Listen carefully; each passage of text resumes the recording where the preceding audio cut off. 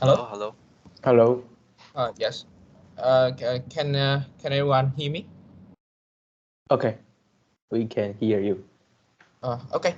So I will start to demonstrate the running the daily QA program as I sent to you last 2 weeks, I think. Yes. Okay. Okay. So you better, if possible, you should make a video record so that you can take a document as a document you can use later. Okay. Okay. Okay. I will share my screen. Okay. Can you see my screen now? Yes. Okay, so this is the, as you can see, this is the daily QA program, and the data that I send you, I have make, I send you in the drive link before. For the program, so the most important program in this file is this program, which is it will analyze the data and give you the result. There are two README file actually. So this README file is a little bit complicated, which is describe in detail what is going on in the program. And the README daily QA is much more similar. It's just showing how we measure the data. This is for the Fusion Hospital. People at Fusion Hospital to follow, which is show how you can collect the data, how to translate the data from binary file to text file, and how to run the analyze program to analyze it. So first, I will show you how the program run using this README daily QA. So for the tagging data, because we are not taking any data today, but technically for the tagging data, we turn on the detectors and we take 7 beam profile, which is noticed here. That's 7 different type of 4 different type of photon beam and 3 different type of electron beam, which is noted here. Um, in one file actually. So the program will read into this one text file from the data and analyze the data. So for the output of the lab view program will give you a binary file, which is I cannot analyze it by I cannot write a program to directly analyze the binary data. So we have a program called translate data 2. So it helps to translate the data from binary file to text files. So later, if possible, you can write a program to translate the data to directly read into binary data. That would be better.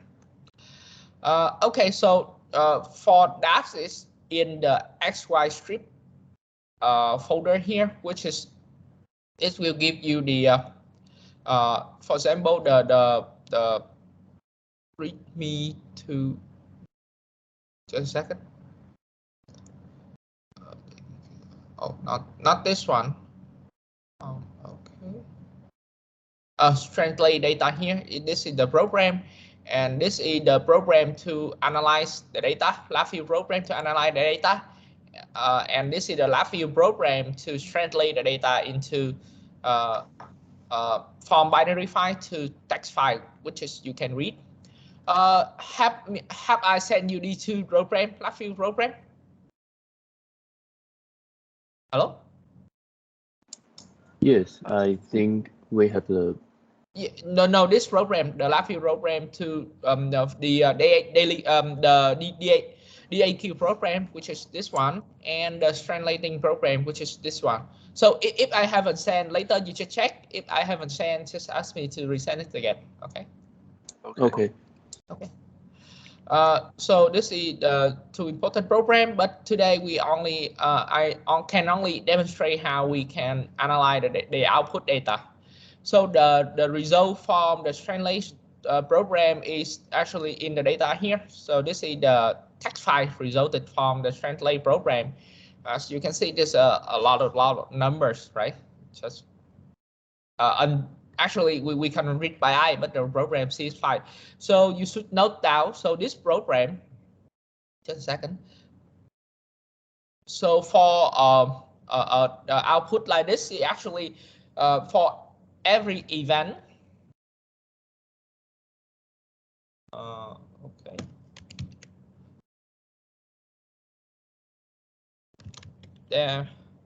Demonstration.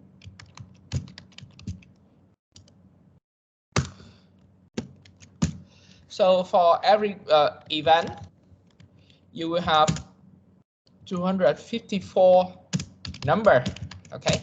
So in the daily QA program here, what I demonstrate, what in the daily QA program here. So for every program, that's why I set this number it to be 254 here.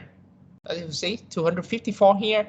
For each event, you have 254 numbers. Okay, it's an event that you read in, and this 254 is divided by half. 127 is from the X view, and 127 is from the Y view, which is the vertical view and the horizontal view of the X-ray strip detectors.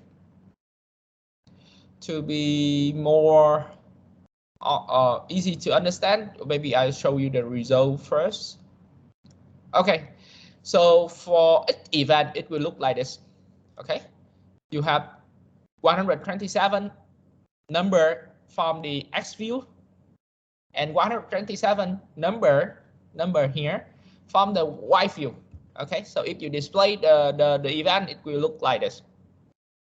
And in total, for one data analyze, you will have seven different beam. So it is recognized 4 photon beam here and 3 electron beam here. Okay. Okay, that's a little bit too detailed, but now I will just run the program, show you how it's done. So in the Readme file daily QA here, you actually first you want to run the program. You just you need to first combine it, and in this case I already combined it, so we can just go ahead and run the program. So to type in daily QA in the directory, to type in daily QA and where your the program you want to analyze, the temperature and the pressure. So we don't have temperature and pressure record here because for the analyze program here, it already record. We need the temperature and pressure to analyze it. But for example, if we want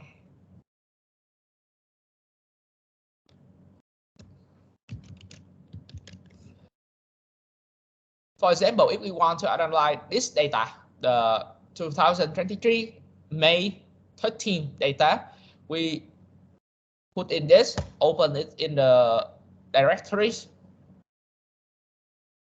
Okay, from this we type in daily QA, the folder data and the file name, temperature and pressure.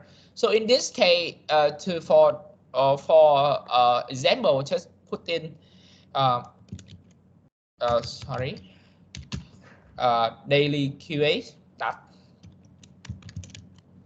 daily QA. Okay, data file name is 200513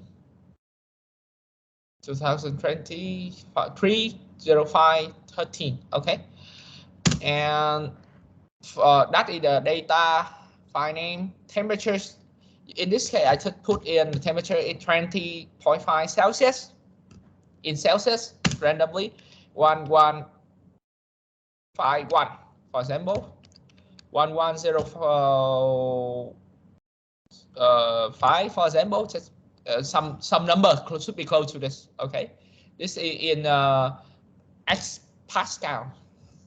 The pressure in X Pascal, actually this is the pressure that record in the Fusion hospital, the monitor at Fusion hospital. So just put in this number. You should know that maybe in this example just use the same number here. Okay, and click run. Okay, the program will analyze the data all by itself. Okay, that's done, complete. And of course, to run this program, you need to install root in your computer. Okay.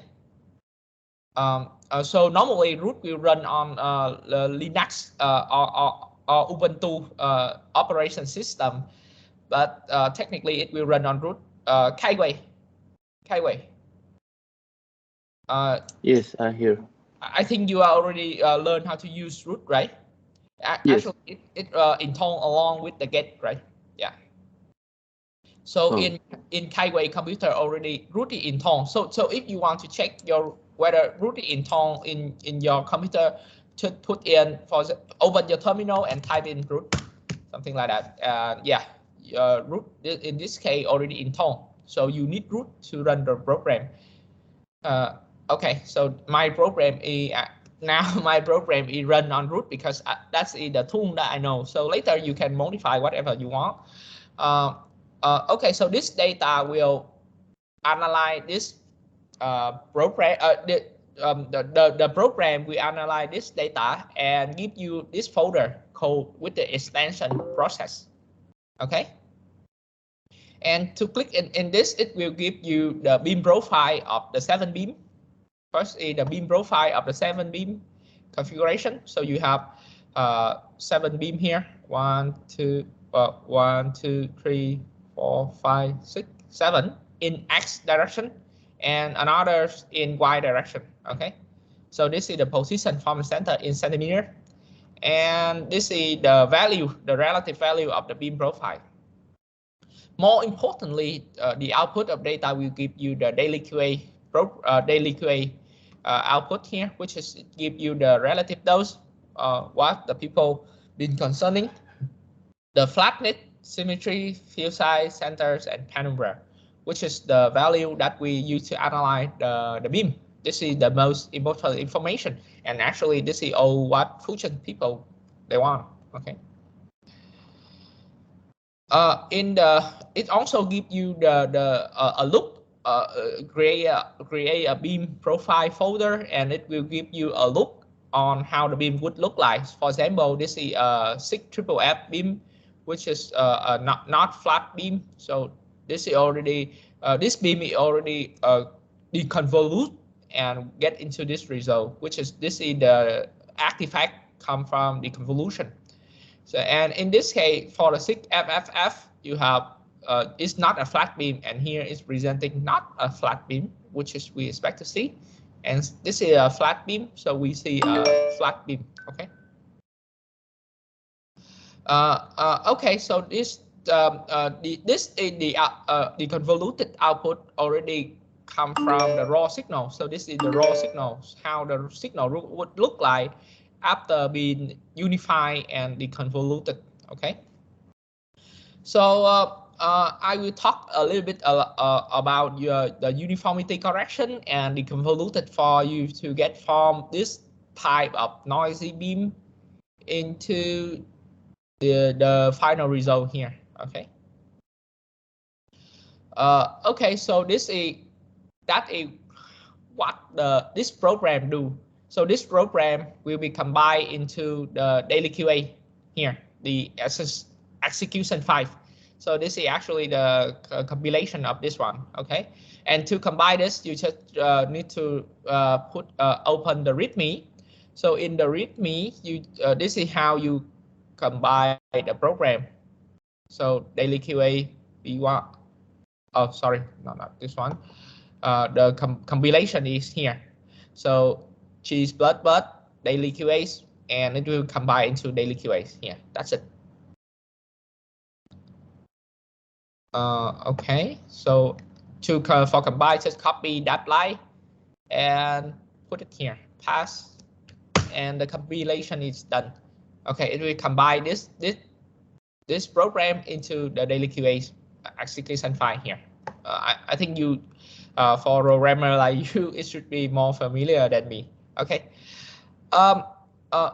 There's also I will open this program and explain a little bit. I would suggest that you go through the program, and if have any question, you can come again and ask me. I will answer that. So this is I wrote this program. It took me quite a lot of time, and it's a little bit complicated to directly understand from the beginning. So I will walk you through all of this quickly. So overall, we have the main program starting from here, like 154 something. And the above is just a function for uniformity deconvolution. Yes. So from the signal that you receive from the X-ray trip detector is have two problems. The first problem is the response of the detector is not uniform. Okay. And the second problem is the deconvolution, which is when you have a beam come in, a very narrow beam, narrow parallel come into your detector, it will scatter. It will be scattered and spread out in as a point breadth function and create some kind of a distribution, a Gaussian distribution actually. So you need to deconvolute to get your original, to get the original shape of the beam you want to. Okay. So and from the final result of the deconvoluted beam, the clean signal, we will say the final signal form, we can extract the information, all the information that we need in the folder that the Excel file that I show you, which is the relative dose, beam profile, flatness, symmetry, and all the things is from final result after we uniform the beam and after we deconvoluted it. So that's what this program does. Okay. So first you just okay. So this program I try to mark here what is the function of each step. So just take a look, and if you don't have questions, just go back and read me. So first is the uniformity correction. So first we read in the data. We create folders, create file. So this is where we read in the uniformity correction. So I put in the a very important folder. Yeah. So this program will only run if we have this folder, and inside this folder there is several files which will be read in as parameters. For first, this one is for deconvolution. For deconvolution, also the two is for deconvolution. This one is for uniformities, uniformities here, and this one is for relative dose taken. So it's a little bit physically, it's a little bit complicated. So technically, you need these folder as a parameters to be as a input parameter for this program to run. Okay, so this program will read in that folder. See the uniformity correction, which is in number already, as I have measured the detector and provided you this number. It's a little bit complicated. Later, if you already know how to run the program, later I can, if we have time, I can explain how I achieve this file for later if you can repeat it. And then you read in the deconvolution matrix and Gaussian filters. This is actually just a Gaussian filters. Some of you might know, if you're already working on the image processing, you might know, or you already don't know about the Gaussian filter function to filter an image. Yes. To filter noise of the image. Okay. So it will read in here. And first, this program will work through the data by two routes. The first route, it will work through the data and give you the pedestal. Okay, the pedestal actually the pedestal actually the here how says this is the pedestal of the detector. Without any input signal, the number that you receive in your detector is already around 3,900 to around more than 4,100, something like that.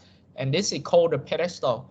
We first need to the program will so this program will run through. So this is your signal, the intensity of your signal. So this is called the pedestal, where there are no signal from the beam. Okay, so the program will run two rounds. The first round it will run through all the data and and check where is the pedestal region. The region of pedestal is here, here. Everything below the threshold. For example, in this case, I think I set the threshold around 6,000, something like this, very low. Everything below, every event below 6,000 in total, something like that. Sorry, not 6,000. Below this value, for example, is considered to be the pedestal event, and will be add up to pedestal and take average. So after we have the pedestal and then we have the signal, we just extract our signal from the pedestal by a simple subtraction, just subtracting every event by the average of the pedestal. Okay.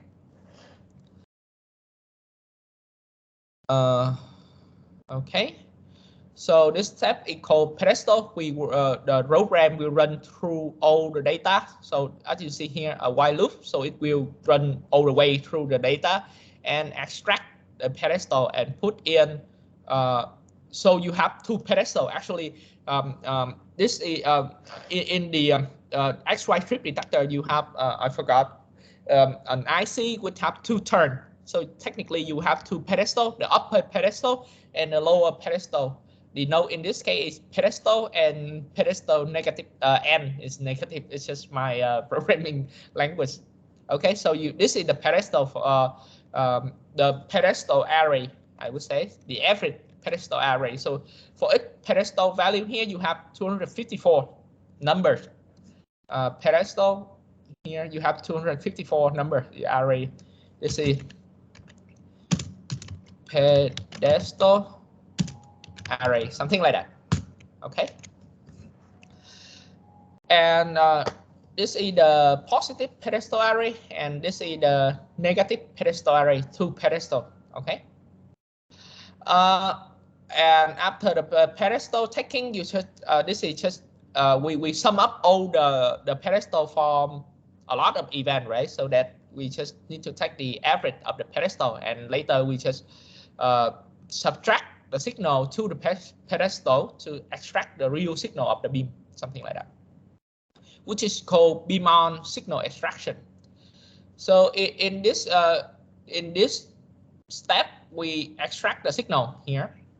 We extract 7 different signal beams. So they noted that signal are for 7 daily QA beam running from 0 to 6, something like that.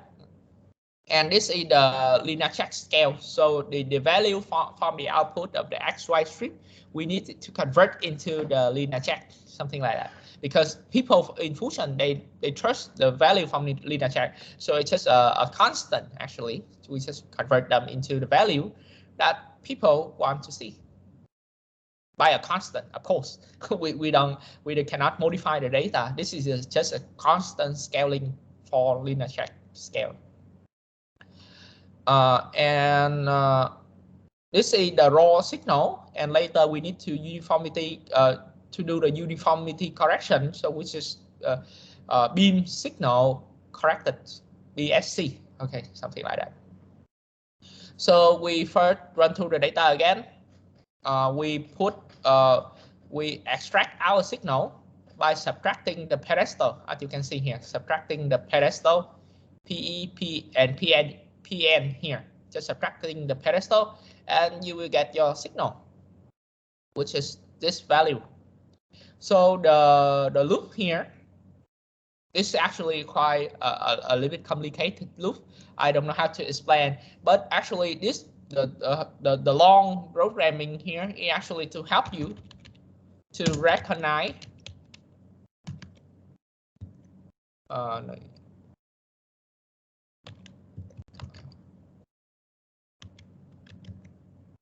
I think this one, right?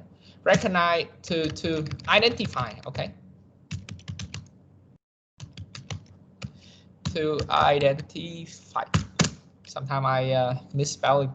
Identify your beam signal, okay? So take a look into the signal again. So this is how your 7 beam signal would run. So that step will help you to extract 7 the value of 7, the signal from 7 beam delivery here, and put them into different 7 different array, something like that.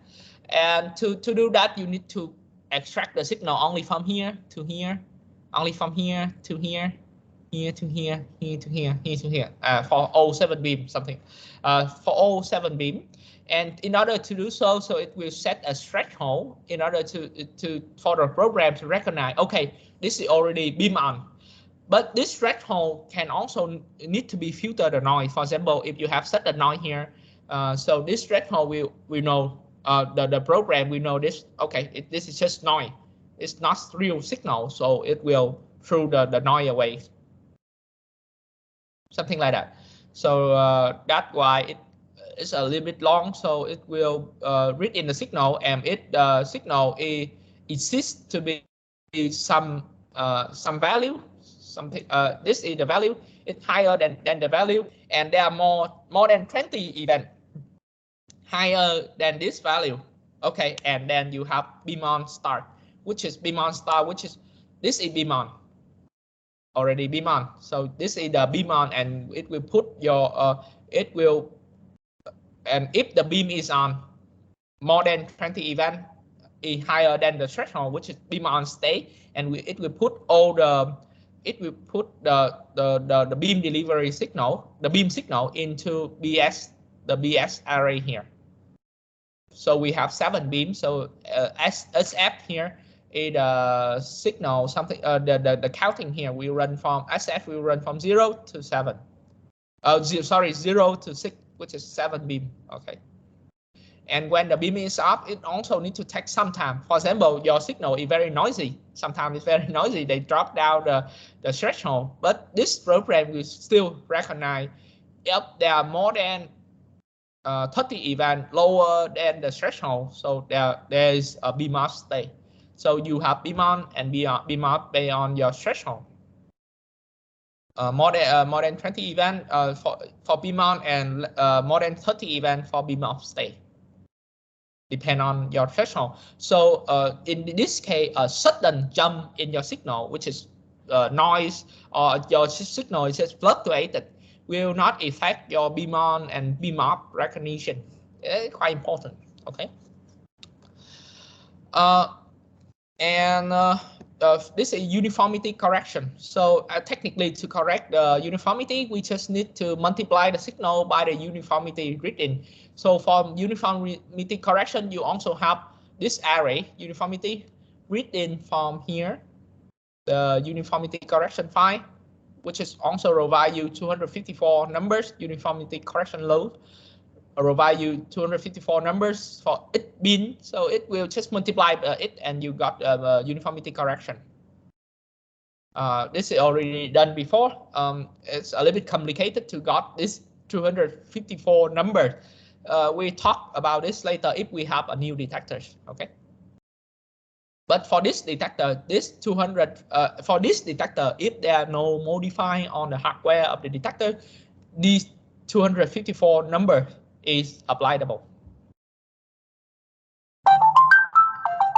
Sorry, I have phone.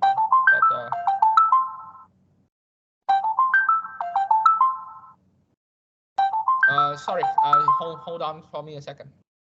Okay.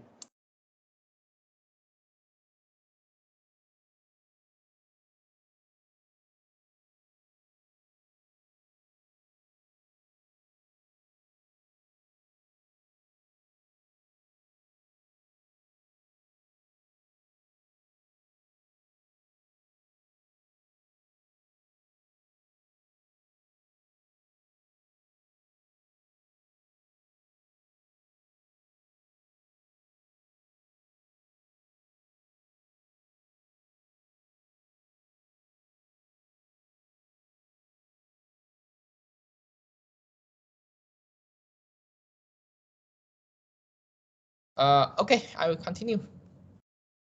So where is it? Pedestal.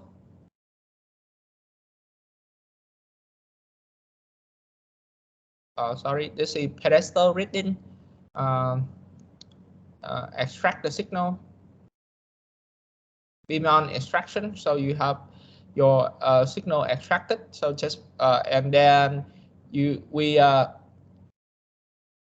make a uniformity correction for the beam. We just multiply these numbers. Now you just need to understand that we need to multiply this number, and this number come from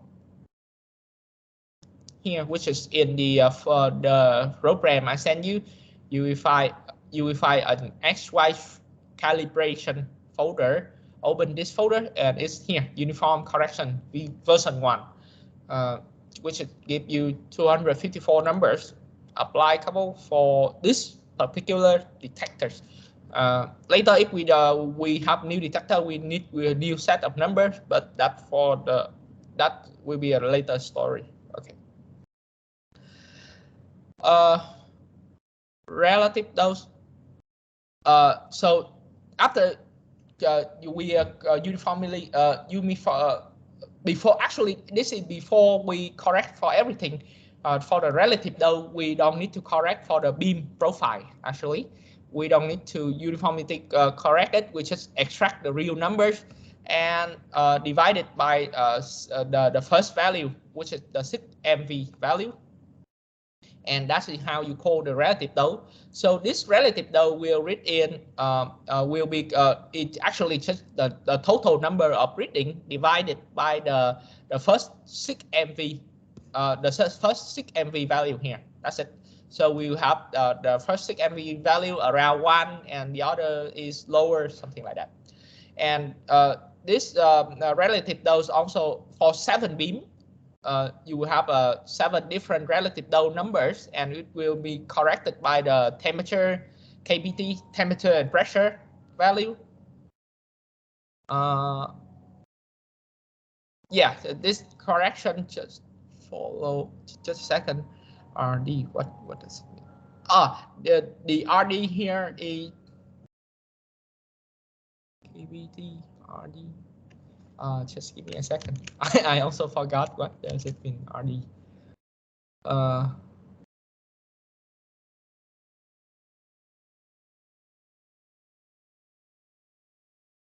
Oh yeah, the RD here is the RD here is the value of the 6MV measure on the calibration day.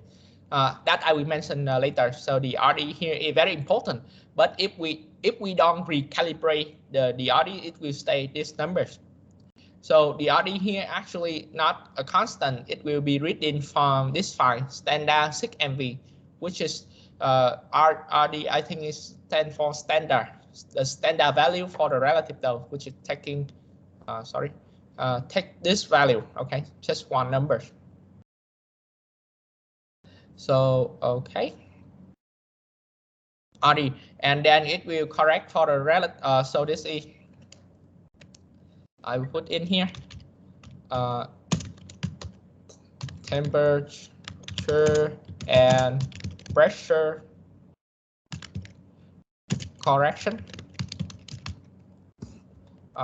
This is the RD here, relative dose,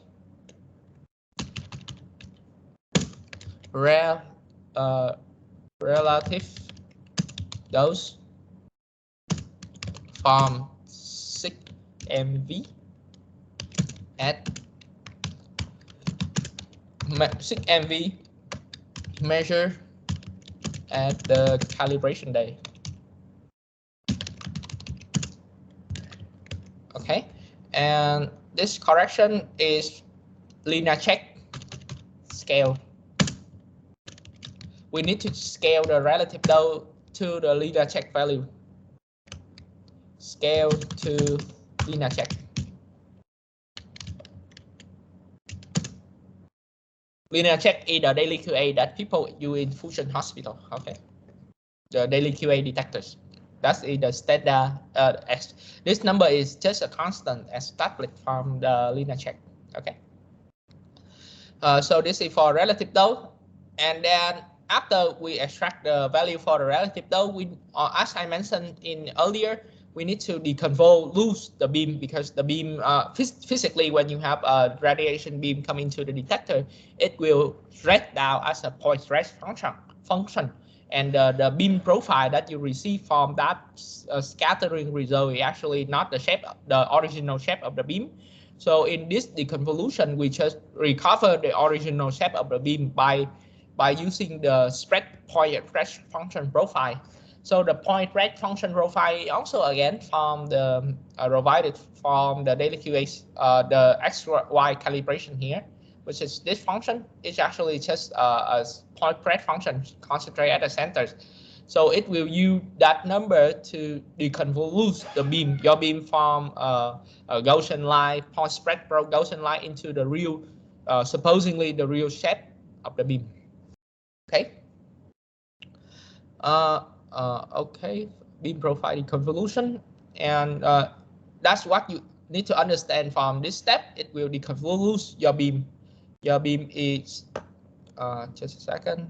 It's quite a complicated programming, but technically it's just using the MEM, using the MLEM deconvolution function.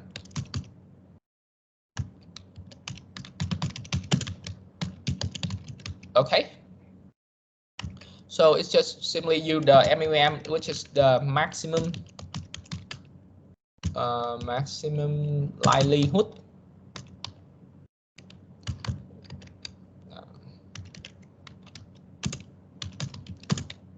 maximum likelihood expectation maximization.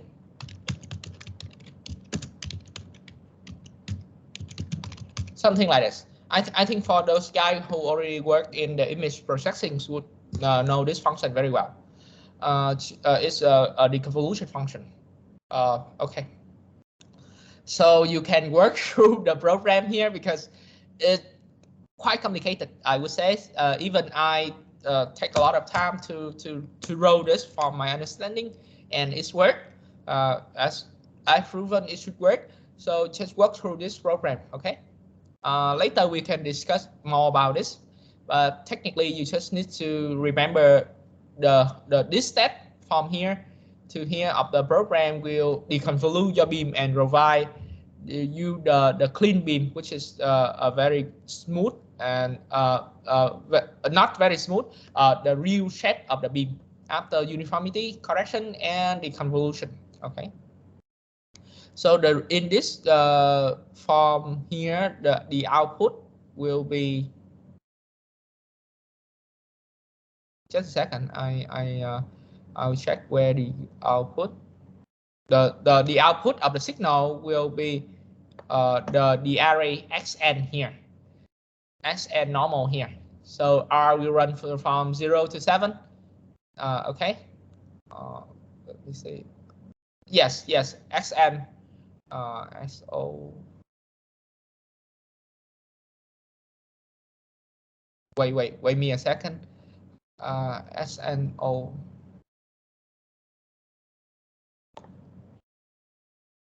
Yes. The output from the deconvolution will be in the array xn. Beam profile. This is beam profile array. Output. The final beam profile. Final beam profile array. Okay. So you have we have 7 array corresponding to 7 beam. Okay. So here the SN here is corresponding to 7 array corresponding to 7 beam. Okay. Okay, so after you got your beam, this is your final beam, which is displayed here in this figure. In the output figure, you can find after you have 7 beam, which is like this: 1, 2, 3, 4, 5, 6, 7 here. In your 7 beam profile, you just extract the flatness, symmetries, the penumbra, this one, flatness, symmetry, and penumbra, and also the centers. Okay, from the beam profile like this, which is the figure in your beam profile, X view and Y view. So that is the next, exactly what the next step this program will do. So it will display the signal. This is just for displaying. It will extract. This is the flatnet. Okay, flatnet for X view, flatnet Y view. The symmetry extraction. By definition, it will extract the symmetries. It will put in the sigmoid function so from the sigmoid function, it gives you the view size, the center, and the penumbra on the sigmoid function. The sigmoid function is actually the you can understand the sigmoid function. The sigmoid function is actually well written here. If you can read the program, it is here. It's a exponential something function. It's actually the red line here. You can understand the sigmoid function as the continuous step function, something like that. Okay, continuous step function. That's it. That is what the sigmoid function means. And this sigmoid function, it will apply. Will give you the 50% value here, which is you can use for view size. You can use for centers. And also it will give you the width, the width of this slope, which is your penumbra. Okay, and that's it. Yeah, this is just for display all the figure we see in the output. The rest is just for display. So that really much it. You extract all the signal. So this is for the most important program in the file to analyze the data and give you all the information, which is it will analyze the data here and give you the folder with the data name and with the extension of process. Sorry, and the two file here, which is this file most important. It will give you the relative dose and all beam profile value, and you have an extra information on how your beam would look like from your analyze program, how your beam would look like, how the signal look like, how the pedestal look like, how the raw beam look like, and how the uniformity after correction look like. Okay. And also you will have a .root file, which is if you already installed root, you can open it. You can run root here. You can open the new T browser. And you can take a look into the do editing the figures, for example. Yeah, here, something like this. And you can zoom in. And you can do editing technically on the root file figures, something like intensity, blah blah blah. Non-safe. Okay, that's it for the analyze program. So one point, another program which is also quite important is I call the XY trip PPIC calibrate program. So what this program will do, it will give you calibration for the relative dose calibration. So the calibration for the relative dose value is actually will give you input here, standard 6 MV. That's it, one number. So if in the calibration day we run through the program and this we run through, we make a measurement and we consider this measurement to be the calibration day, the standard scale day. So the value of the 6 MV over there will be 1. We consider be 1. So this that value will be provided from this program. So this program will run just do the same thing as you run this daily program. So you open the Readme file here for calibration. You just do the same thing as you do for the daily program here. Combine it and then run it through the data with the same input value, and it will give you the standard program. That's it. But normally for every day we don't need to care about this program. We only care about this program for a very long time after the detector working for a very long time, and we need to recalibrate it again. Otherwise, we just only need to run this program, and this program will take the input parameter from this folder to analyze the data here and give you the output of the same data name, which is process. Okay. Okay, so that's really much everything I want to demonstrate for the program I sent you, the program and the data. So do you have any question? Sorry for my clumsy English. So feel free to ask me any question. And later, if when you are working on this, just feel free to come back and ask me again. I don't mind. Yes. Okay, thank you. Yeah. Okay. So any question, everybody? I think we are fine. Okay. So yeah, I would admit I'm not a programmer. Okay, I'm a physicist. I'm not a programmer, and I'm not a professor. So my English and my explanation may be very poor, but you are welcome to coming back and ask me anytime in the future. So don't be hesitate for that. And the second is this program I wrote is quite messy, and it might take you a lot of time, 1,000-line program, and it will take you a lot of time to understand it. So I would suggest you go through it slowly. First, try to run it as I demonstrate to you, I show it to you, and then go through it slowly. Later, it's best if you can rewrite the program to be something more friendlier. Because I'm a physicist, I'm not a programmer. I cannot give a user-defined function. So that's what I expect to see from you, that if possible. Okay. Okay. So yes. I have one question. I think I don't have the one file you mentioned before. Its name is translate to. I think you didn't send it to us. Okay, I will resend you right after this by the same email you sent me last time, right? Yeah. Okay, I will send you this program and this program.